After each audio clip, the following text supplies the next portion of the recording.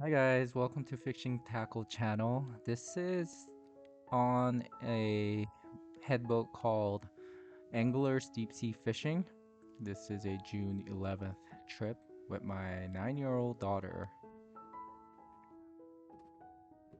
We were originally supposed to go to Captain Bob's fishing off of Delaware, but due to some mechanical issue, they canceled on around Wednesday. So the last second, we've decided to go on an angler for a full trip, and I think that was only two options we had for head boats were off of Fisherman's Wharf or Angler, so we decided to go with the Anglers.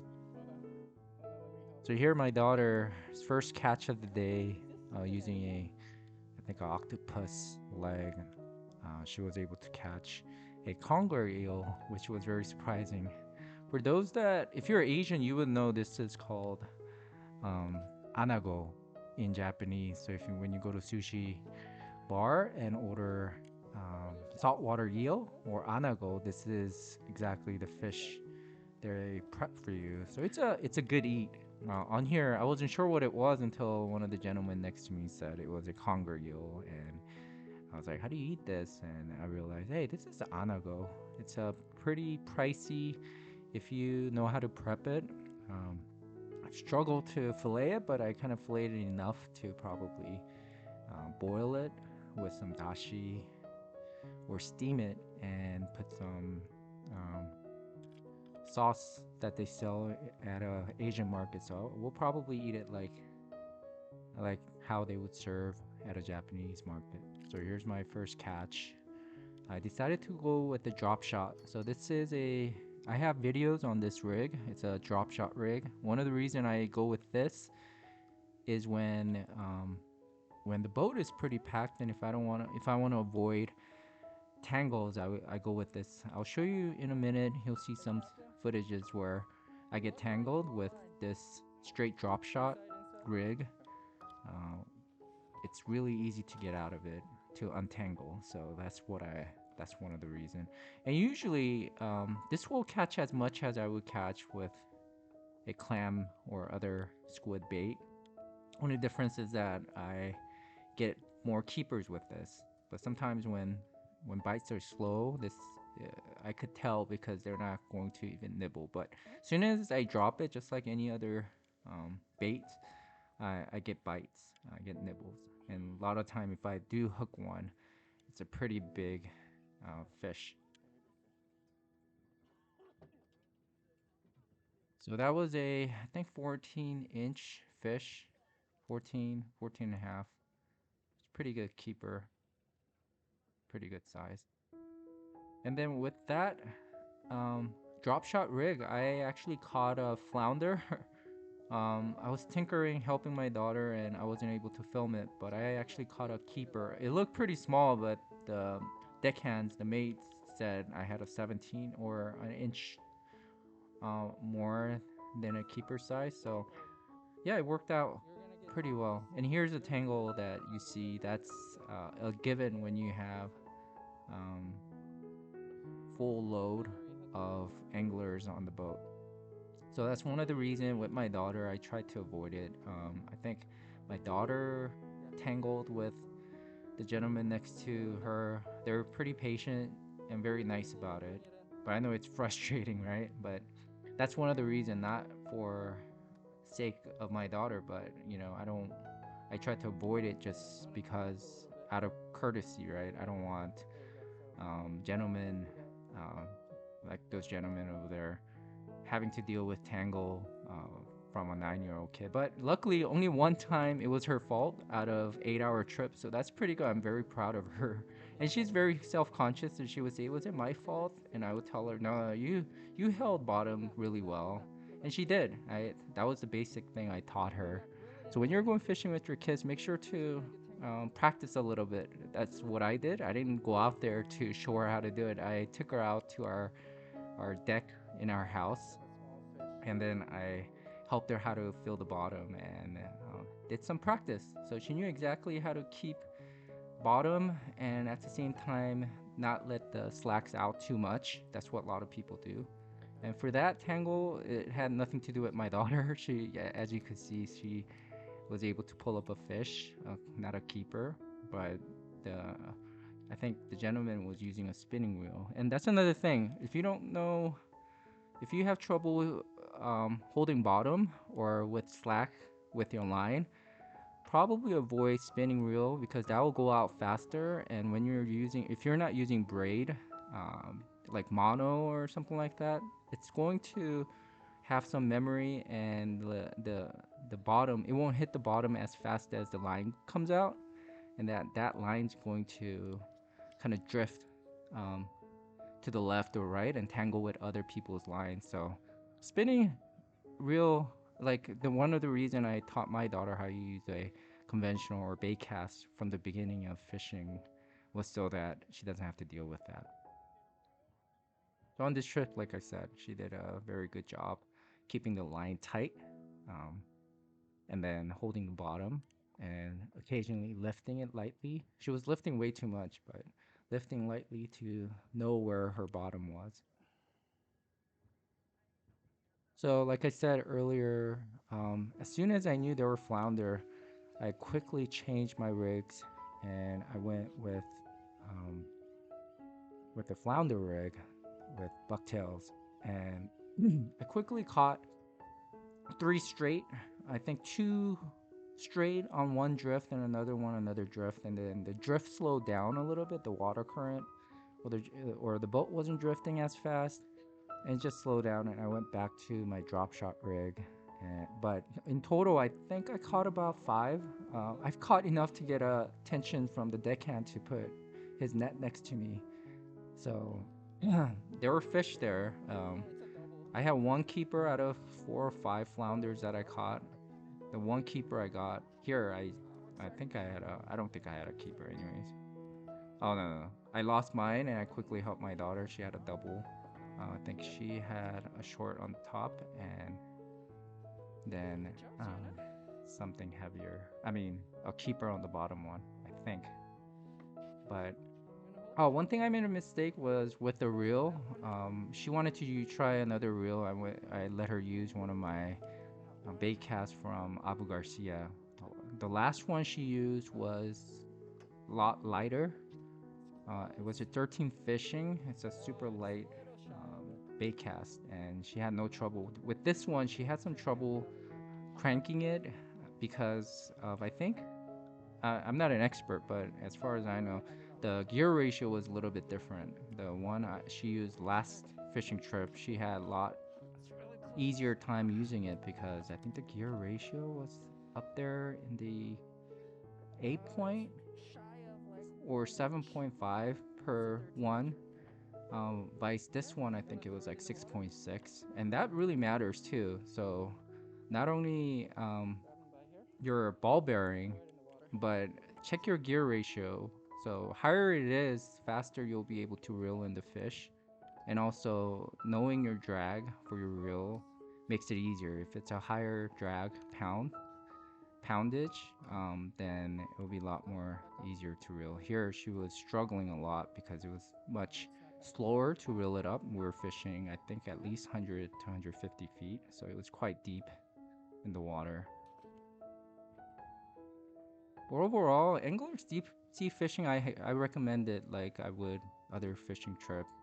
One thing that was different or unique about anglers is that that boat far away in the distance, that was the only boat in the whole area, and angler was the only boat other than that boat in this area fishing. So the captain definitely takes you to his own spot that he probably surveyed and takes his customers over to. Unlike the Delaware and other Ocean City, other than Morningstar, I think most of them will go to where all the boats are. I mean, last fishing trip for Captain Bob had like, if you see it, you'll see like 50 plus boats out there. So it's a known fishing ground for black sea bass. For anglers, I think the only con for this place is that it is popular, it's well known, and people like it. So you're just gonna have to fish with a lot of people that means you're gonna have a lot of tangles. But the deckhand's pretty good. So without my daughter, I would probably go fishing here more often than not. But for me, ra- it's not all about catching again. I always say this on the video. I like to relax. I like more the atmospheric part of it. So having too many people, with the crowd, with people constantly smoking and things like that, that's not the experience I want. So if you are going for just catching a lot of fish and don't mind the tangle and the crowd, then angler deep sea fishing is a place, and it's not too bad.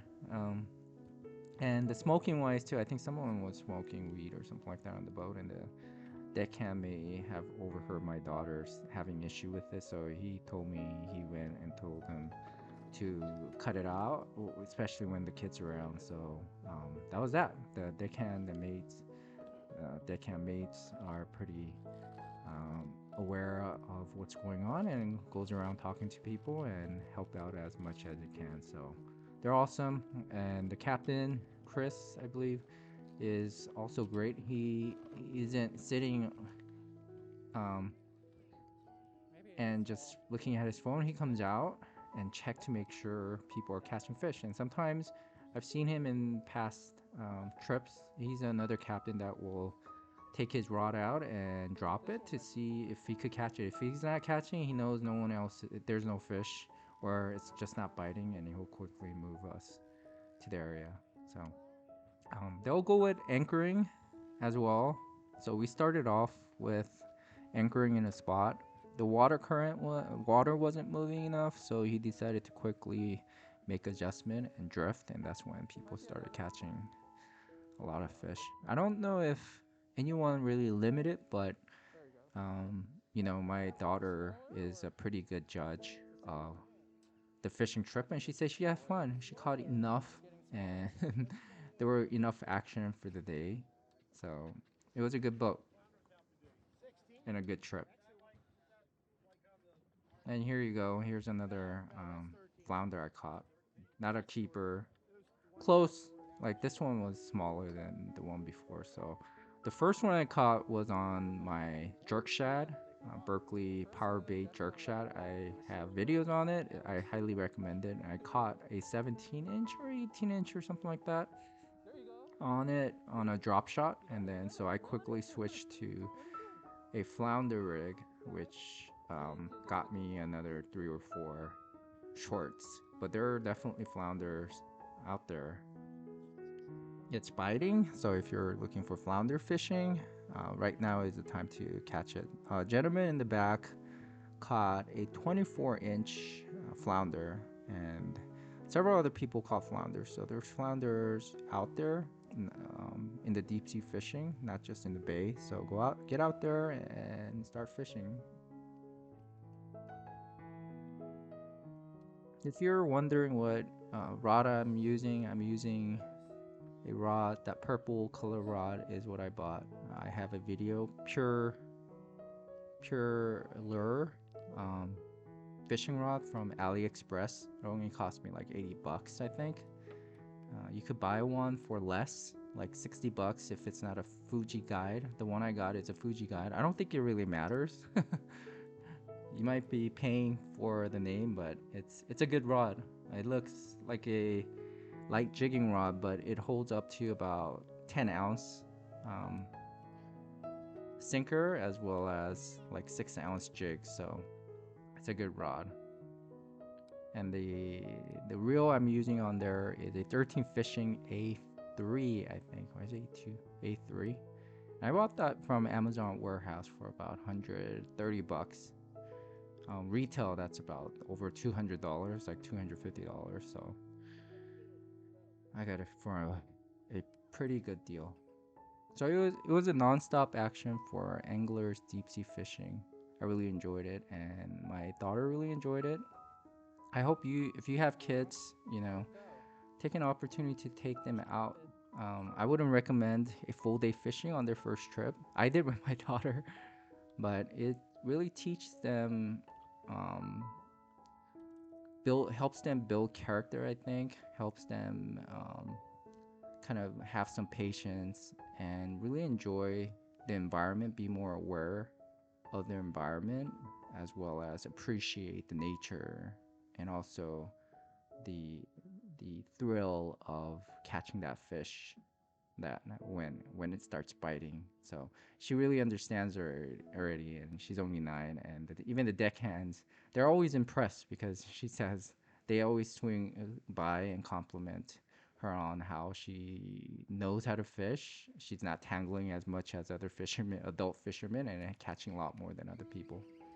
So here I continue to stick to um, drop shot. It's a lot more fun. Again, you know, you if you drop um, a double loop with clams or squid, you're gonna catch a lot more, but you're mostly going to catch smaller fish.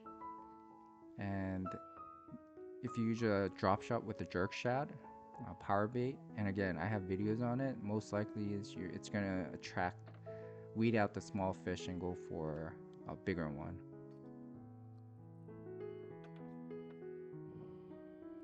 Here's a keeper right here.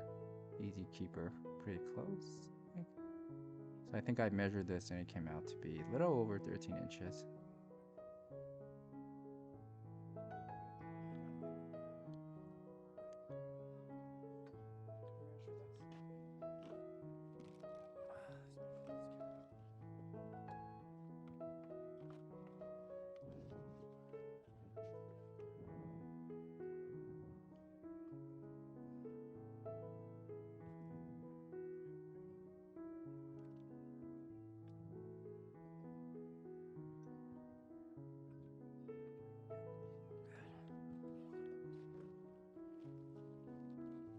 I think in total, how many did he catch? I think my daughter caught about 4 or 5, and I caught about 4 or 5, I think, including flounder. You got something? Hold on.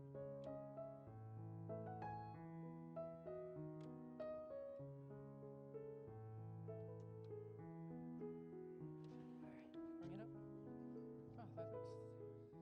Oh, that look bigger in the water. Why does everything look bigger in the water? So here, with the double loop rig that my daughter is using, she saw me catching bigger fish, so she asked to use them. Use the jerk shad, and when she put it on, she was definitely getting bigger fish.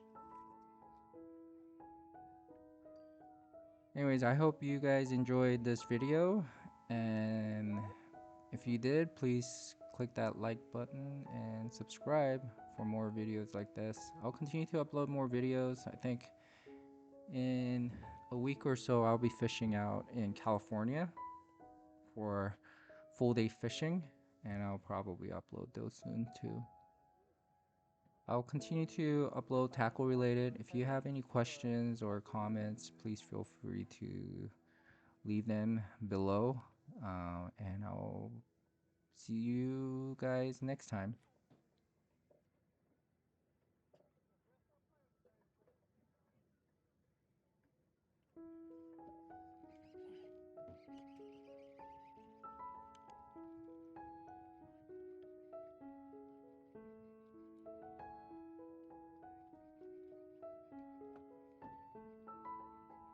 Oh, you got a double tuna.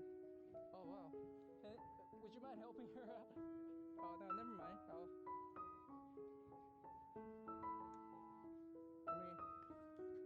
Hold on, Sienna.